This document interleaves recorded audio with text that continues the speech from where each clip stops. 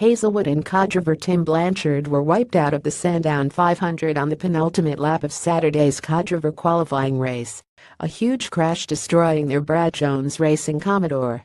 The shunt started with a three-way scrap up the back straight between Nissan driver Russell at the front of the train and Hazelwood and Webb behind.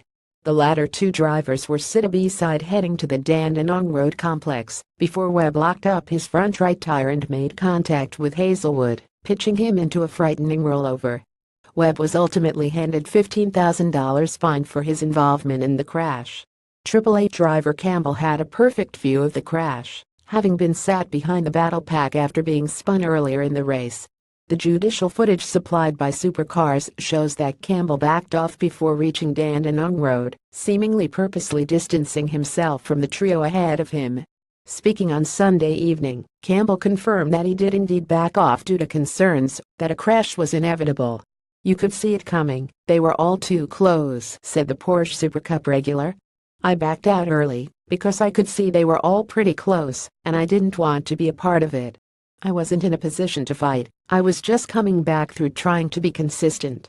The Nissan was also trying to move over on Todd up the back straight, trying to get him to back out of it, which he didn't, and he should have stayed there. It was his corner. Obviously the Nissan went through as well, but Webby's move was a little bit optimistic. It wasn't on. That's a corner where when it goes wrong in a big way. And that showed on Saturday. You've got to feel for Todd, with it being his first enduros and all of that. Comfortable with performance against regulars Campbell, returning from Europe to partner Shane Van Gisbergen at the 3 long-distance Supercars races, was back in the thick of things during Sunday's main Sandown race. This time, however, it was at the other end of the field. In order to help recover from a disappointing Saturday, Triple Eight elected to start Van Gisbergen in the '97 Red Bull Holden, pitting him against a field of codrivers for the first stint. The flip side was that Campbell was always going to have to spend a stint up against regular supercar stars. Following Van Gisbergen's charging drive from outside the top 20 to catch up to the frontrunners, Campbell was thrust into battle with the likes of race leader Cam Waters and championship leader Scott McLaughlin. But the former Carrera Cup champ held his own, comfortably running with the leaders before handing back over to Van Gisbergen. Had it not been for a late tire failure, the car may have finished on the podium. "We knew that on Saturday night, that was our strategy," added Campbell.